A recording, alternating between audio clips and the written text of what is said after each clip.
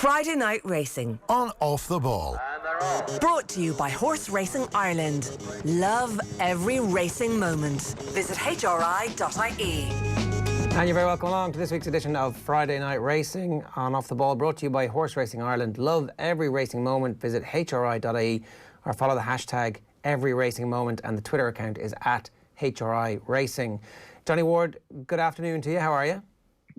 Good afternoon, Ger. Not too bad. How are you keeping? You're on your way back from Listowel. How is Listowel? Yeah, I'm not going to lie. It's a pretty underwhelming experience just going racing at the moment. You know, the town must be, you know, compared to what it could be, Listowel. It's a beautiful day down here.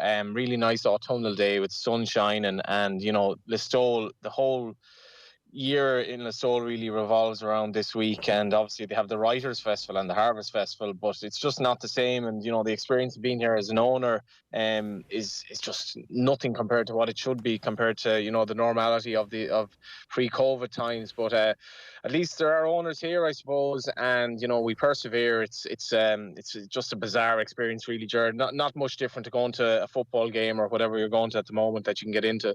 So, sorry, were you there as an owner, or were you there as reporting as a member of the media? Bit of both. I was involved in Georgie Shore, just ran the last race, so I was down fairly do a bit of work, watch the first couple of races, and head back to Dublin to go to Dalymount tonight to report on Bows and Derry. And did Georgie Shore? How did Georgie Shore get on? He ran an exceptional race. If you end the call right there. Georgie Shore's agent was in nipping away at our line there. Are you back, Johnny? He is not back. We'll get back to Johnny in just a moment. In the meantime, let me say, sorry, we do have Johnny? Yeah, Johnny? Yeah. He ran an exceptional race. It finished early? Yeah, he ran...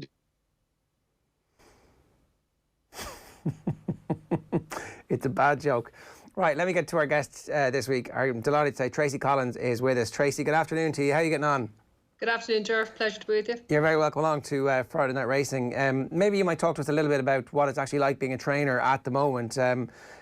Everybody, all industries are struggling at the moment, but how are you guys getting on? How are you getting through this? Yeah, we're getting through it because of the support of our owners. They've been phenomenal backing to us, and without the owners, racing really wouldn't have gone ahead. But yeah, it's difficult. We've set up protocols for the guys coming to work, and I will say thanks to the HRI and the Turf Club, and Dr. Jennifer Pugh, the protocols that have been put in place has enabled racing to go ahead, and have enabled us to be allowed to do our daily work in a safe environment, which is fantastic. Yeah, when you think back to the very start when everything stopped, the whole notion that some things will be able to go ahead, it seemed like a far distant prospect at that point, but a lot of work, a lot of planning, and eventually it feels now like something really bad would have to happen for some of the things that we've got back to stop again. And fingers crossed, sport is one of those things that has had an important role to play. Oh, it's huge. And for sport is our business. Horse racing is our business. But for people generally that watch it, it's a mental outlook as well. It's something that people can get involved in and they enjoy it. So say your Friday night, say even coming home from Dundalk or listening to you on the radio going on about what's happening in the racing world. That's one aspect of it. People being able to watch racing. It's very important that it's heading on, because it keeps a lot of people in employment. But it also is a very entertaining sport. Yeah, no, it's a multi-functional purpose in terms of the distraction, and then also obviously a very real business that you guys are involved in. It's your family business, is that right? It's like multi-generations as well. Yeah, it goes back to a long time now. We're trying to keep it in rolling for over 100 years, where I have about 6 more years to head before we hit the 100th century mark. My grandfather trained, my dad, my sister Sheena also trained out of here. So, yeah, a place steeped in history, and Collinses have been training from Cunningham Lodge for a long time. Right, so no pressure then, 100 years. Yeah, and I have to make sure the last 6 fit the cycle. And unfortunately, my grandfather had got COVID or anything like that to deal with at the time, but sure, we intend on making it. How much do you know about your grandfather and the start of his career as a trainer and how he got into it? Yeah, he was from down Doneraile and from farming background, point to points, and he would have moved up to the Curragh from Doneraile, and Like he like he would have been a fair force to reckon with. He had the backing of the McGrath family, trained numerous classic winners, a Triple Crown winner. Yeah, he was a phenomenal force. And sorry, how did he pick the Curragh? Was that like that's where training was? He wanted to be a trainer, or was it a bit of a fluke? Yeah, well, he was training down in Doneraile, and I suppose the hub of racing has always been the Curragh. Like, you know, so there was always the lodges on the Curragh, the original training grounds were there. So, like, that's what was drawn to the place. That's well, I presume I didn't actually speak to him about it, but the facilities were there, not to the standard that we have now, but back then it was the hub. We had Dermot Weld on a couple of weeks ago, and he was just talking about the quality of the limestone in the grass growing process. The horses are eating the best grass. Like for him, it was a fairly simple, good inputs equal good outputs. And we've had this conversation with Willie McCreary as well in the past, that like it's just this weird kind of strange concurrence of events that mean that this is a golden part of the world when it comes to producing horse races. How right you are. Like, you know, we're very fortunate. My dad bought a farm maybe 2 miles from us, so we've got a lot of land around our place, and the quality of bone and stock in our horses and in our cattle or whatever has an awful lot to do with the soil and the ground. Like, you know, that's a very valid point. And so, like, yes, they'd be 100% right. Right. And were you aware of any of that when you were growing up, or were you just like, oh, this is what we do? Oh, no, listen, it was drilled into us from the time we were knee-high to a grasshopper. We were out picking boucalons, picking stones, whatever, you name it, make sure the ground was always kept properly. So, listen, there was never anything that I was never not going to do. Like, we were on ponies when we were 2 and 3 years of age, so it's just part of the DNA. And I'm always interested in this, right? So Dermot Weld said that he had inherited some of the training traits from his dad. Do you train in a similar way to your dad and your grandfather, or have you, because I know you've travelled as well, do you change things up? How much of it is inherited? Well, a lot of it is, like, you know, I suppose, like, when we were taught from the time from when we were small, we were taught a certain way to do things, and a lot of that regime would still be there, like checking the gallops, checking temperatures, doing all that kind of stuff that would be second nature to you, that you wouldn't think of because it was something that's been drilled into you.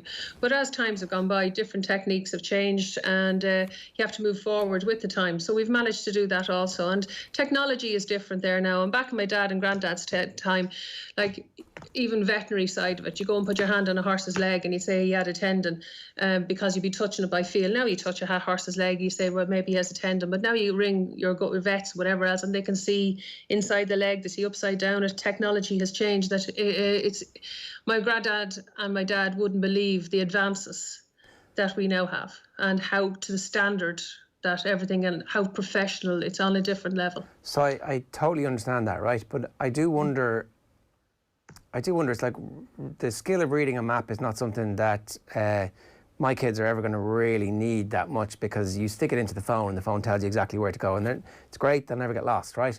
But at the same time, the skill of reading a map is going to disappear from humankind over the next while.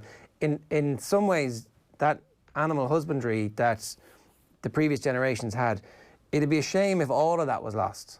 No, I don't think that to be lost. As you pointed out earlier on, that we are a family business, and my sister Sheena's second child, Anna, is now down with us, and she's 15, and she's been coming down to us since she's 10 years of age, and she has been taught literally the same thing as I would have been taught with my dad, about looking after a horse, looking after their husbandry, looking after their wealth, different things are going to the sales, picking out effects in horses that you can train, that isn't in a book, but that's been passed down to me, and we're going to try and pass it on to her.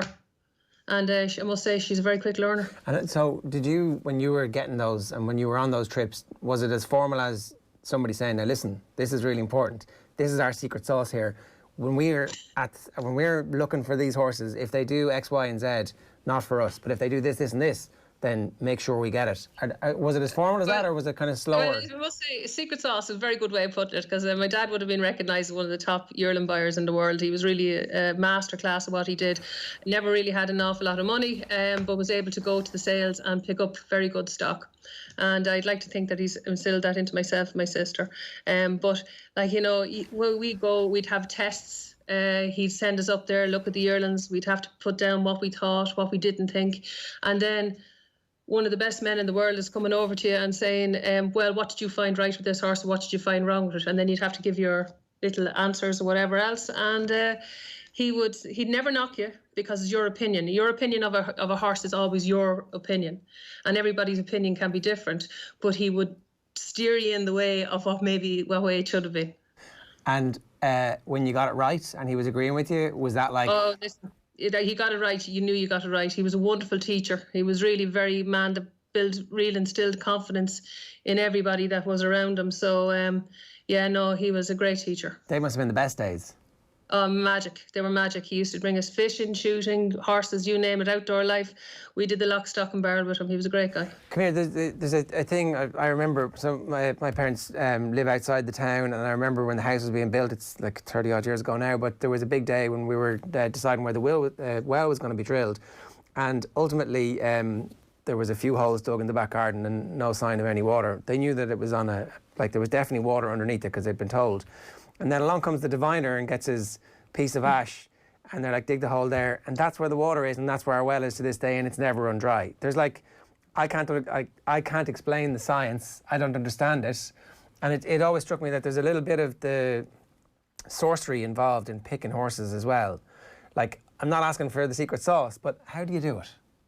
Well, it's not the sorcery. It's a lot of it is, like, you know, you go to the sales and you look at the books. Like, stallions are there because they've been very good race horses, or they're beautifully bred.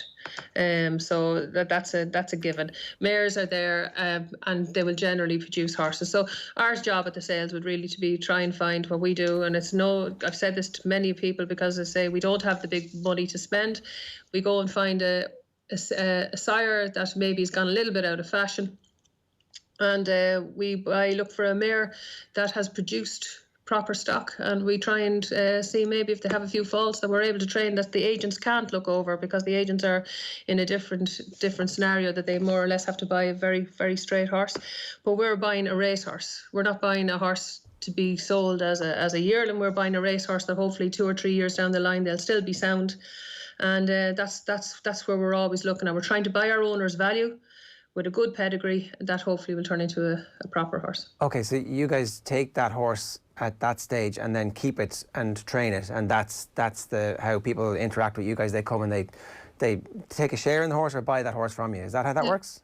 That's it. And like, you know, we've been, like, you know, the sales are coming up now, and like, you know, our owners are there, and it's strange times, which it is at the very, very difficult times at the moment for everybody, and very hard to ask somebody to go and give you their cash to go and buy a yearling at this stage. But the sales are on now, and value is there to be gotten. And like, you know, so it's buyer's market, as they say. Yeah. And like, what's the most enjoyable part of that whole process from your perspective? What's the bit that gets you out of bed every morning going, yeah, this is cool, let's go? Oh, listen, I can't say anymore, but I just love horses. It's as simple as that. They're my passion. I absolutely love them. I couldn't imagine my life without a horse being around me. But when you go to the sales and you pick out a horse and bring him home, I break all my own horses, and you break them from start to finish, and then you get them off, and you get them walking, trotting with somebody on their back, and then all of a sudden there's just that something different about them, and you know the day that you see it. And it happens. It doesn't happen a lot, but when it does happen, by God, it's very good.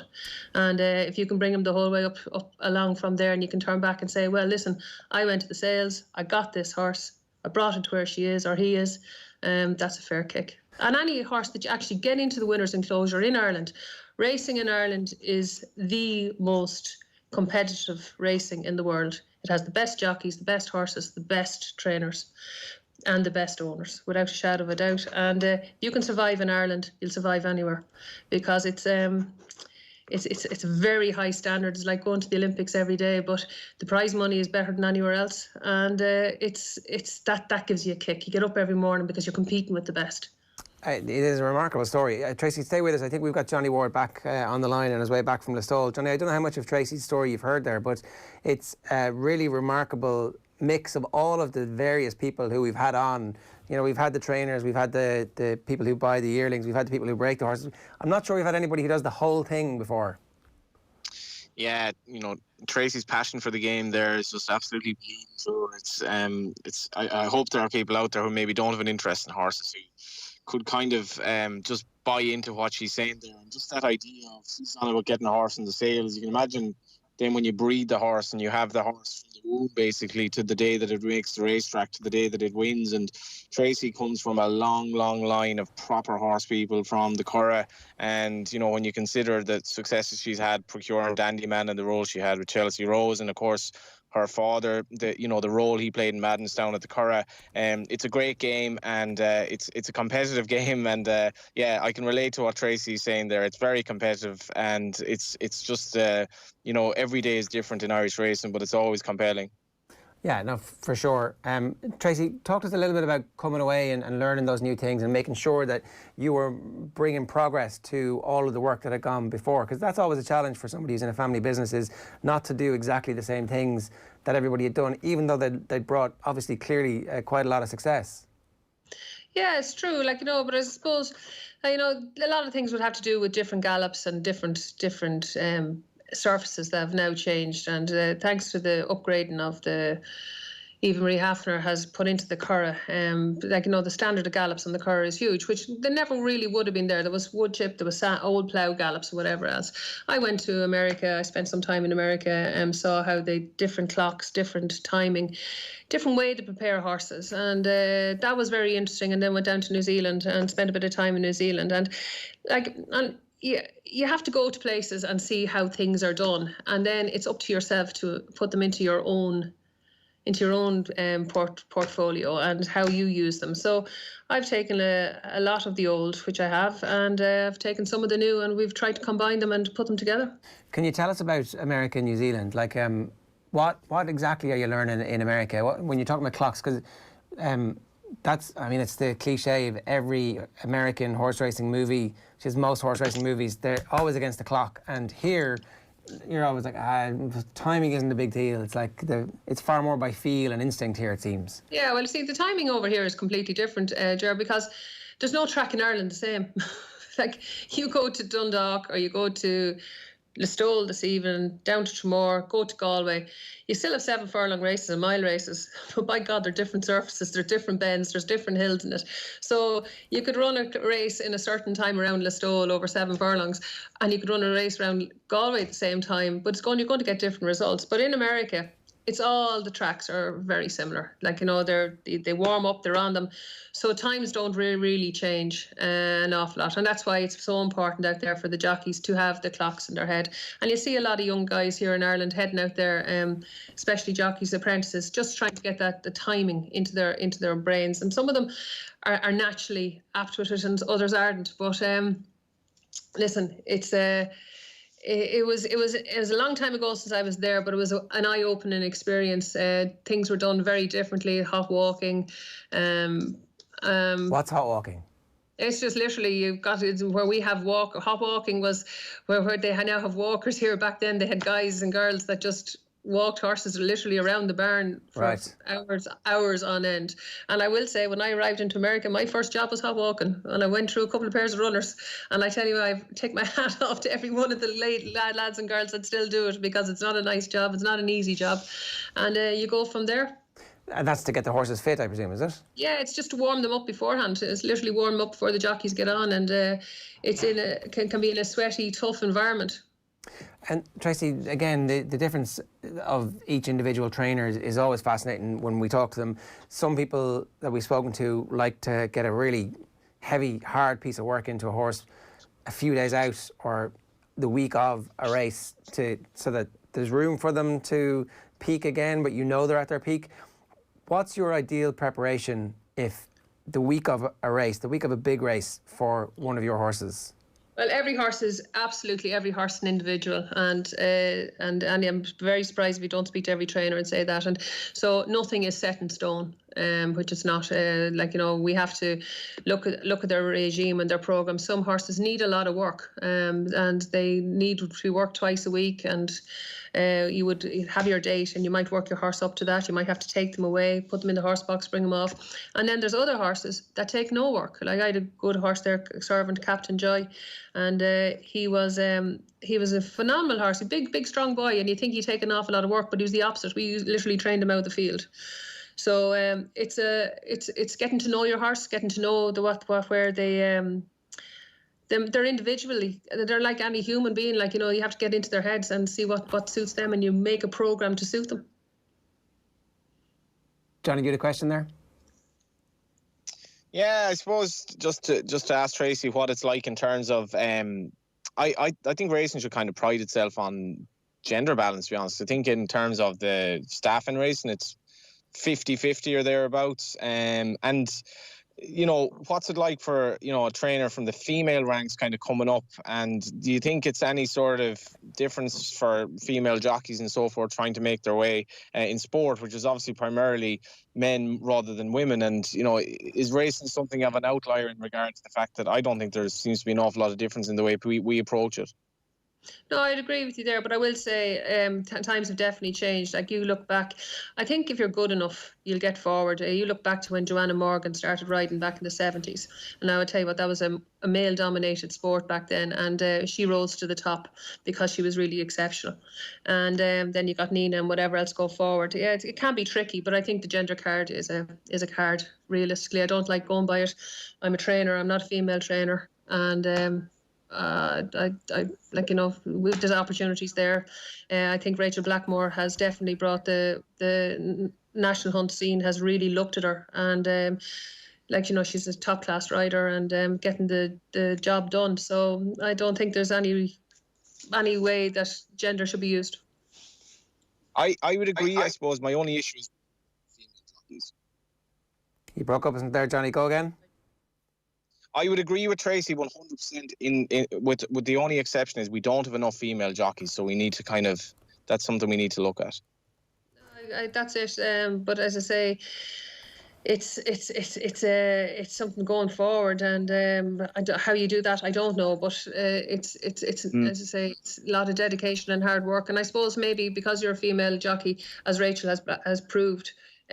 She's worked exceptionally hard of it, and people think that Rachel is just an overnight sensation. She's not. She's done her time, and she has become the professional she is because she has put the work in. Can we go back to that bit you were saying about training the horses and training them all as individuals? You obviously have to get to know the horse. Does that mean you have to run a horse a couple of times in races to see exactly how they respond to race conditions, or can you mimic the race conditions in training so that you don't actually, I don't mean waste a race, but like you Well, an awful lot happens before you get to the races, Ger. Like, we literally eat and sleep with these horses at home. Like, it's a family business. We know when they're about to fart, excuse me language, because that's how close to them that we are. You try and set them up, and some horses are. They need to go to the races and they need to learn. They can be nervous, like a kid going to school on the opening day. The first 2 or 3 days they're crying and whatever else, and some horses are the same. Can be very daunting. A race meeting can be very daunting to them. Now, not as much in this time, because without the crowds, it's actually, if anything, it's been easier on the horses. That's the only thing about COVID that I've actually noticed. Young horses are accepting it much easier, and they're not getting as nervous at the races. And then you'll have other horses that just thrive in it. They love that show. They love the showmanship. They love to be there at the races. They love they're exhibitionists, and you'll see that. And 90% of those real good horses are like that. They know they're good and they like to perform. Listen, you go to the races and sometimes you might think the horse needs 7 furlongs, and you come back and they might show you a bit more pace than what you expected, and you brought them back to 6. So it's all a learning curve, and with horses, it's all about watching them and observing them and learning from them. And would you ever have worked the horse in training as hard as it'll work in the race before you raced it the first time? No. I Right. wouldn't personally. Okay. No, I don't. I am like, we'll always do fast work. We'll build them up to very fast work, but we'll have them at a very high level of fitness. And but racing, you can never substitute racing for homework. And it's the same as you'll see the lads in the Premiership in the football. They might start off the first couple of matches and they're a bit rusty, should have scored goals here. They didn't do because it's not sharpness. And racing sharpens horses as it does jockeys and trainers. Yeah, so that was the bit, is like everybody seems to be a little bit different. Some of them will work as hard as you're going to get in a race. Probably not for the full distance, obviously, but close enough to it so you can kind of see and sense. And that gives you the information then. The other massive aspect of this is the chess game that you all play, trying to find exactly the right race for each of the horses so that they can progress over the course of the season. Exactly, that's it. And it's important that you have a programme and that you can work your horses to the programme, and as well that like your horse is healthy and sound. Once they're sound, that can let you have make a proper programme for an animal. But sometimes small things can go wrong, and it's a matter of having to work around them. And where do you think it's going next, Tracey? What's the future for? Let's assume at some point the vaccine comes and we all take it and everybody is back to some form of some crowds at races, etc. What do you think is next for you and your operation, and what do you think is next for the game? Well, I think the one thing that has happened is that people have gotten an insight into racing because of there was a lot of more coverage while COVID was on, and I think that'll be of that will have helped. So I think people are going to realise we've put a lot of stuff also. We put a lot of stuff up on Twitter over the last couple of months. I personally have done a lot of stuff on Twitter. I put out a lot of video feeds. I put out a lot of insight into our business and how we go about our business and about racing. And I think if people got any kind of an interest and have seen any of that, it might fall through that they might actually want to go racing. So, there's very good people behind the scenes doing PR for racing, and hopefully we'll get the public back and they'll realise what a fantastic sport it is. Go on, Johnny. As well, because you look at the reaction to some of these videos online and just the beauty of the horses and the beauty of the surroundings. There seems to be kind of maybe a growing kind of support for the floating voter when they see like just the beauty that it does have to offer. Yeah, no, it's a fair point. Tracey, am I right in saying that you're fairly unique and that it sounds like you guys do absolutely everything from that moment where you buy the horse to actually training it? Most people involved in the game seem to be, I'm a buyer and then I buy it and then I sell it. And then we have the people who buy it from those people and break it.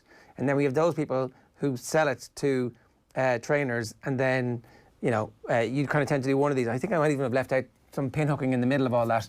And you guys seem to do the whole thing. Yeah, we've always done it. That's the way we've been brought up. It's back to this is the way our business always was. If somebody's going to be kind enough to hand me over some money to buy a yearling, I want to be able to stand over it for the next 3 years. And if it's not going to work out, there's only one person to answer to. I went to the sales, I bought it. It's nobody else's fault but mine if it doesn't work out. So, and we've always done, that's the way our business has always worked. We're a small family business and I don't know any other way to do it. I would never have thought we were unique. I would say a lot of trainers are in the same boat. Right. I think a lot of trainers buy their horse, and a lot of people do the same thing. But I know that's one thing that I've always done, and I must say I love going to the sales. I love trying to buy horses. Well, it sounds like you love every part of it. Tracey, what's the rest of your season like? What are the rest of the horses that you have at the moment? What are their campaigns like? Yeah, we unfortunately at the moment we don't have a lot in. We have room, and so for a couple of more animals into the place, and we have some nice horses coming up. I'm going to have possibly back to Dundalk. We have one runner on Sunday and a couple of runners next week in Cork. And unfortunately, we don't have any high-end horses. We've no Group rate horses at the moment, and I say at the moment they're in the pipeline, hopefully. And we're looking forward to the rest of the season. Yeah, well, listen, I wish you all the very best of luck. It is a brilliant story and continued success. Thanks a million for joining us. I really appreciate it. Thank you very much. That's Tracey Collins there, giving us the story of the multi-generations of Collins who've been involved in the game. A reminder, Friday Night Racing is brought to you by Horse Racing Ireland. Now, where is the bit where I'm going to tell you about how we got on last week? Ooh, We hit the crossbar last week. A 4th place finish for Eldama at Gorham Park last Saturday means that the Tote Irish Injured Jockeys Fund spends another week at €2,090. Can we finish the month with a winner? Johnny has another €100 tote bet this week, and a reminder that Tote.ie customers can enjoy the Tote versus SP price guarantee on all Irish and UK races this week and every week. Check out Tote.ie for more details. Johnny's tip is in the Curragh at 4:50. It's Dance Jupiter, and he's also suggesting a second runner on Saturday at 3:15, the Group 2 Beresford Stakes, high definition. So there are 2 horses that he's suggesting. I don't know if they're on the nose or if they're each way. We'll tweet that out after the show, and we'll pick Johnny's brains on that. Apologies about the quality of his line on the way back from Listowel, but sure, you can't guarantee anything these days, can you? If only we had 5G. That would give people something to complain about, wouldn't it? No, it wouldn't. 5G is going to be great for all of us. Right, that is it. Friday Night Racing and Off the Ball, brought to you by Horse Racing Ireland. Love every racing moment. Visit hri.ie. We'll see you next week. Best of luck. Friday Night Racing On Off the Ball. brought to you by Horse Racing Ireland. Love every racing moment. Visit hri.ie.